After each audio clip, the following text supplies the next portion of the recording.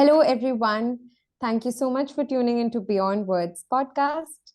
I am Manmeet and I have my wonderful co-host Oksana with me. So hello, today is episode number 17. The topic is Are You Future Ready? Leadership Edition. And for this very specific topic, we've invited a guest.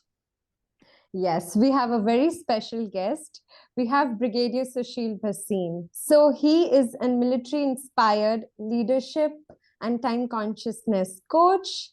He has a varied and rich experience of 34 years in the Indian Army, applied in the business world for 17 years. He's a global TEDx, Keynote, and Josh Talk speaker. He has written several self-help books, including $1 Million a Second, published by CNBC. And his areas of interest are leadership, time management, resilience, being future ready. With this, I welcome Brigadier Sushil Bhasin to Beyond Words podcast.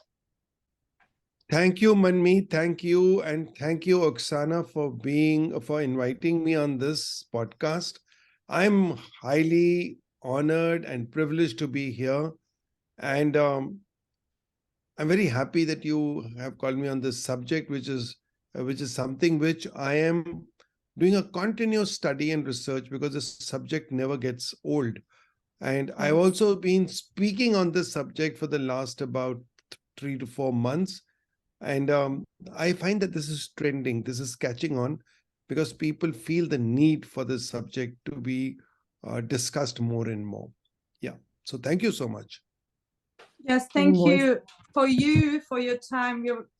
We're very blessed to have you. So maybe for starting out, I was thinking, so in today's world, leaders need to be agile and future ready. So due to all the challenges of the technological and social changes. So do you think that these challenges call for a new breed of leaders? Yes, very much, very much. And you may not need a new set of leaders, but you need leaders who have to become different, which means that the leaders today need to be aware of the present environment and the way it is shaping up. And they have to be very agile. They have to be very adaptable. The first thing that a leader today needs to be very consciously aware of, and not that it was not there earlier, this is always there, and that is be a visionary. If a leader is not able to foresee, if a leader is not able to, we may not be able to predict things, but we can anticipate things. We can see the trends. And in 90s, we said that the world is a VUCA world. And this term came up by the US Marine Corps, where they described the world of that particular time when there was total turmoil, particularly after the fall of Soviet Union. And the acronym VUCA stood for volatile, uncertain, complex, and ambiguous. And in the early 2000s, it became a managerial jargon, which was used in the corporates a lot. In 2016, I remember I was doing a leadership workshop where during the workshop, I said, VUCA has now become old. It was already almost about 20 years old. And still we were looking at VUCA as if it's very new. And then I, on my own, added 3 Ds to it, and I called it my VUCA D3 world. And the 3 Ds that I added were diverse, disruptive, and digital. These 3 components had made the world far more complex, far more volatile, far more uncertain than what it was earlier. And we found that the solution to VUCA was also in VUCA. That means to counter the VUCA world, you had to be, and again, a leader had to be VUCA. And VUCA was visionary, understanding, clarity, and adaptability and agility. And now we got another term that has come up, and that is called Bani. So how the world is changing. And Bani now stands for brittle, anxious, non-linear, and incomprehensible. Oh, Whatever be the terms, whatever be the jargon, whatever be the semantics, the result is that the world is changing and changing so fast. Mhm. And the world has been changing. There's nothing new about that part. You know, when I was a little boy, yes. things were changing. And my grandfather used to tell me that even when he was a little boy, things were changing. But what is Yeah. the difference between that change and this change is the speed of change. That the things are Yes. happening too fast, the changes are happening too fast. And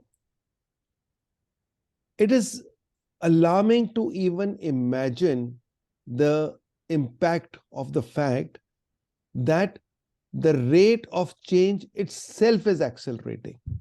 And the experts say that the rate of change in the next 20 years will be about 4x of what it is today. And do you know what that means? That means in our lifetime, or in this 100 years of this century, we are likely to see a change of 20,000 years. That's the type Oh of my change. God. So today, Mhm. when I talk to my students or to my, when I go to colleges and all, the present generation has a main challenge of coping up with the speed of change. And today's leader, that's the first thing. When you're a visionary, are you prepared to change? Are you prepared to be agile and adaptable, that you can, one, see the change coming up, and Yes. two, be prepared for it? And we're going to, Yeah. I'm going to tell you a little more about it as we go along. But Yeah. let me tell you that in this change that is happening, there are a lot of crises that are coming up.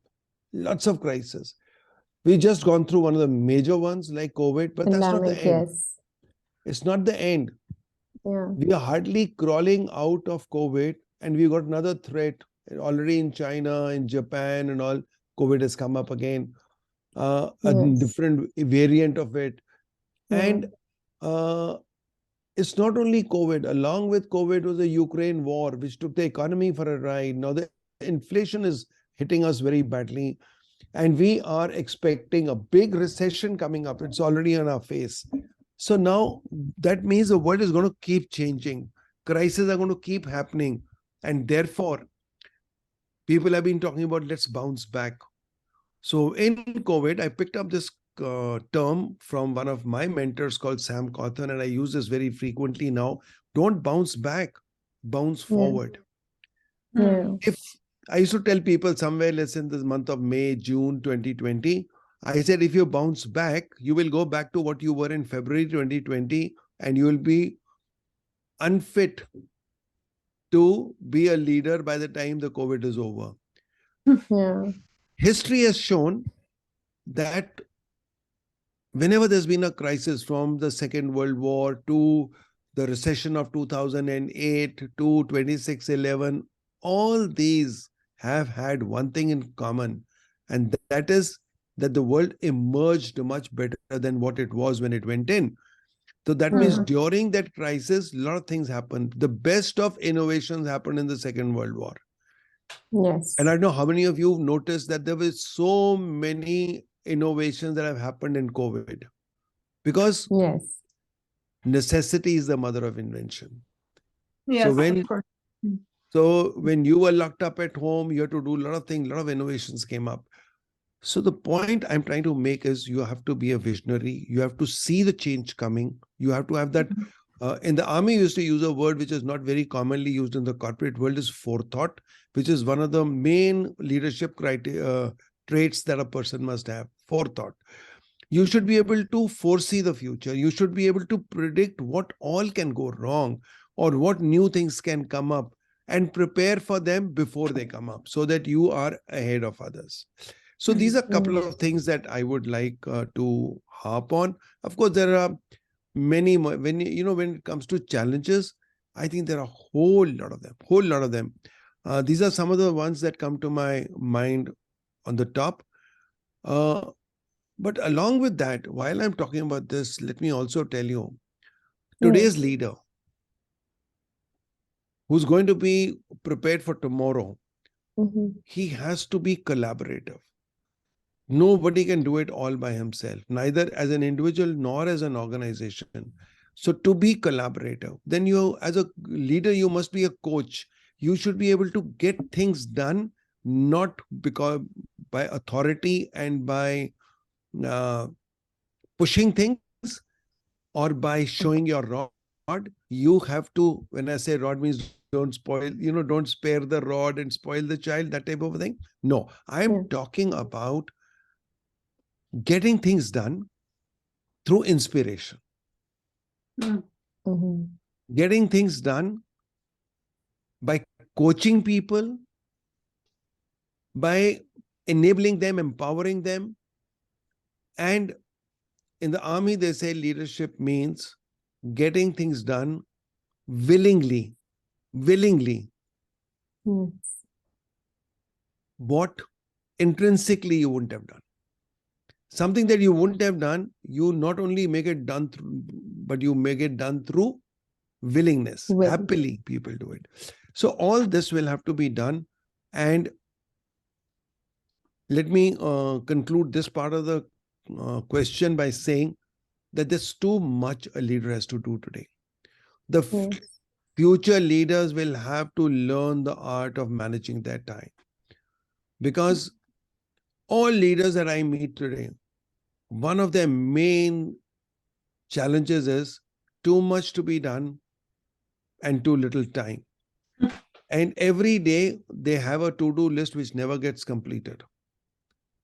So if you can't prioritize, if you can't delegate, if you can't eliminate, that means you don't know what all things need not be done, what things need to be delegated, what things need to be outsourced. And then if you have to do whatever you have to do now, you have to work out your priorities and do what is more important. So these are some of the things that a leader of tomorrow will have to go through. Okay. But I would want to understand, like, if somebody right now is in kind of a middle management level and is aspiring to be leader of tomorrow. So according to you, what are the top 3 traits that a person right now should have to prepare as a future leader? So first, he should be a futurist. And when I say futurist, he should be somebody who's prepared to challenge the status quo. When I was in the army, and I learned this long time ago. So when I took over command of a battalion, all over my unit, there were small placards saying, there's always a better way. And in every meeting, I would ask people, can we do this better? Because I'd heard my seniors say, I've been doing it for donkey's years. Okay, you have been doing it for donkey's years. I love this quote by Marshall Goldsmith, who says, and that's the title of his book actually, what got you here won't take you there. What worked in the last 10 years will not work in the next 10 years. So therefore, to challenge the status quo, to change, to innovate, to come out with new improvisations is something that a leader today will have to get trained into. The second thing I would say is that today a leader should be able to balance things. There's too much to be done, and he or she should be able to make out what needs to be done first. So we already talked about prioritization, but here it means balancing of everything. And the 2 things that need to be balanced all the time. And that is, again, one of the basics of military leadership. And that is accomplishment of mission, that you have to finish the task. At the same time, the second one, the balance is between accomplishment of mission and welfare of men. You have to have that message very clearly given down in your team. That I'll take care of your welfare.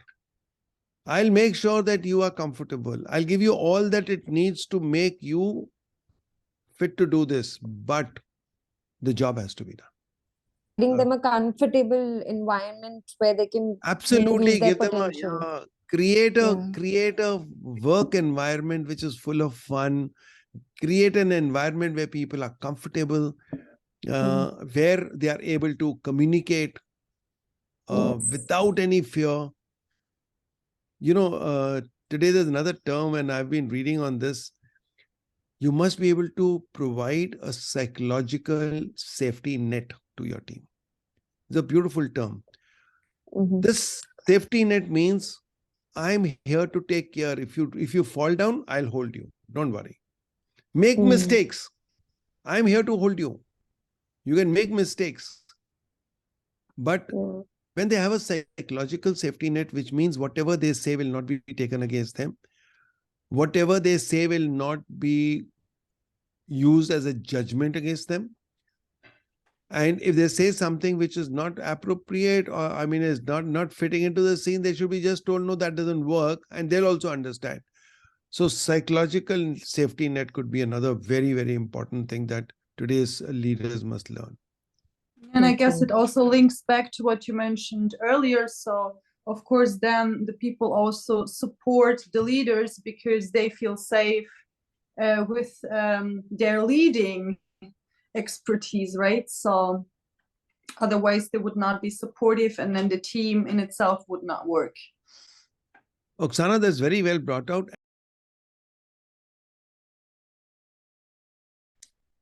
So if you like what you saw, do not forget to click the like button, the subscribe button, and the little bell icon so that you get notified the next time we upload a new video. Thank you so much. Namaste. Namaste.